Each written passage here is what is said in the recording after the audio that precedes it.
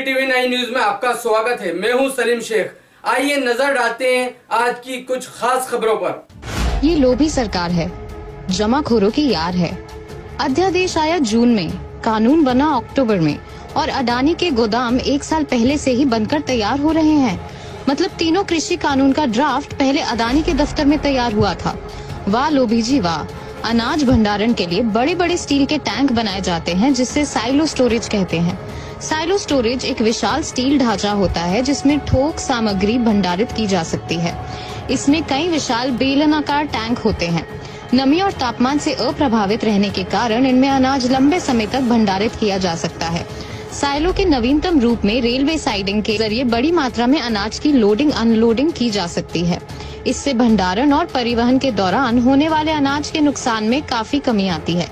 जमाखोरी करके मुनाफा कमाने की ये स्क्रिप्ट बहुत पहले लिखी जा चुकी थी। मोदी ने तो बस डायरेक्शन देने की कोशिश की है। इस बार देश का किसान मोदी की इस डर्टी पिक्चर को डब्बा बंद करके ही दम लेगा। दिल्ली में चल रहे किसानों के आंदोलन के चलते किसानों के ऊपर पुलिस की तरफ से हुए हमले जिसमें 2 किसानों की जान गई। इसके बाद किसान भड़क गए और किसानों ने कुछ ही दिन पहले की बात है, किसानों ने लाल किले को घेर कर उसके ऊपर चढ़ाई की थी। किसान आंदोलन तीव्र होता जा रहा है, लेकिन मोदी सरकार अपने काले कानूनों को पीछे लेने के लिए तैयार नहीं और काले कानूनों को लेकर किसान भी पीछे हटने को तैयार नहीं। काले कानूनों के चलते किसान पीछे हटने को तैयार नहीं और सरकार भी पीछे हटने को तैयार नहीं।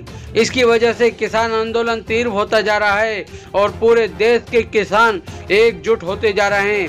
किसानों के साथ किसान ही नहीं, पूरा देश इस वक्त खड़ा है और सभी सामाजिक संगठन और NGOs किसानों के फेवर में आगे आ रही हैं। पुलिस की ज्यादती के बाद किसानों ने पुलिस के ऊपर लाठीचार्ज किया था, ऐसा भी देखने को मिला है। किसानों के ऊपर लागू किए काले कानूनों के चलते किसान एकजुटता दिखाते हुए दिल्ली में आक्रोशिक रैलियां निकाल रहा है और धरने प्रदर्शन चल रहे हैं। बीजेपी की मोदी सरकार द्वारा किसानों के ऊपर 3 काले अध्यादेशों के लागू किए जाने के बाद किसान आंदोलन पर उतारू है और पूरे देश की जनता इसकी वजह से मुसीबतों परेशानियों का सामना कर सकती है। बीजेपी की बनी मोदी सरकार द्वारा एक के बाद एक काले कानूनों के चलते पूरा देश परेशानियों से जूझ रहा है। कभी NRC, कभी NPR, कभी AA जैसी काले कानून लागू करके, कभी 3 तलाक, कभी किसानों के ऊपर अध्यादेश लागू करके पूरे देश को मुसीबत में डालने वाली बीजेपी सरकार, मोदी सरकार के ऊपर इन सभी बातों का कोई असर नहीं हो रहा है, जिसकी वजह से बड़े बड़े आंदोलन चल रहे हैं। अभी ये काले कानून की वजह से किसानों का आंदोलन चल रहा है, उससे पहले NRC, NPR, CAA के चलते पूरे देश में धरने प्रदर्शन और आंदोलन चल रहे थे। अगर ऐसा ही होता रहा तो ये देश धरने प्रदर्शन और आंदोलनों का देश माना जाएगा, बन जाएगा। सरकार को इसके ऊपर ध्यान देना चाहिए, इसको संज्ञान में लेते हुए अपने काले कानूनों को वापस लेना चाहिए और देश की जनता का मान सम्मान करना चाहिए, देश की जनता का ध्यान रखना चाहिए। मोदी सरकार के लगाए हुए काले कानूनों के चलते ऐसा ही आगे देखने को मिल सकता है। इतिहास में कभी भी पूरा देश सरकार के खिलाफ नहीं गया है, लेकिन अभी बीजेपी सरकार, मोदी सरकार के खिलाफ पूरा देश एकजुटता दिखा रहा है और आने वाले समय में पूरा देश एकजुट हो जाएगा। आप देख सकते हैं किसानों के आंदोलन में सरकार की तरफ से, पुलिस और मिलिट्री की तरफ से किसानों के ऊपर कितने जुल्म व सितम हो रहे हैं। इसके बाद ही किसान आंदोलन पर उतारू है और कड़े कदम उठाने पर उतारू है, मजबूर है। आने वाले समय में बीजेपी सरकार को इन सभी लाए हुए काले कानूनों के चलते नुकसान का सामना करना पड़ सकता है। ये भारत है और भारत में जय जवान और जय किसान का नारा लगाया जाता है, लेकिन अफसोस की बात और हमारे देश की ये विडंबना है कि जिस देश में जय जवान जय किसान का नारा लगाया जाता हो, वहाँ पर किसान और जवान ही तकलीफ और परेशानियों की शिकायतें सरकार से कर रहा है, लेकिन सरकार पर इन सभी बातों का कोई असर नहीं पड़ रहा, कोई फर्क नहीं पड़ रहा। आप सभी देख सकते हैं।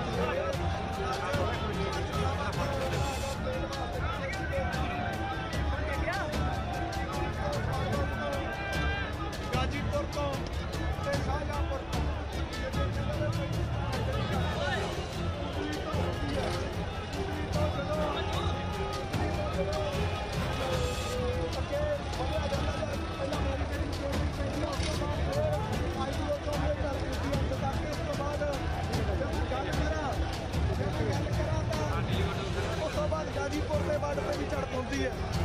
उस तो बाद फरीदाबाद हमारे परबन वाले पास जाने उत्ते भी जरा है गोलाबारी होती है और जरा थ्रू जाए थे गोले जड़े है ताकि जाते हैं उन्होंने भी जरा अत्याचार होता है। उस तो बाद गाजीपुर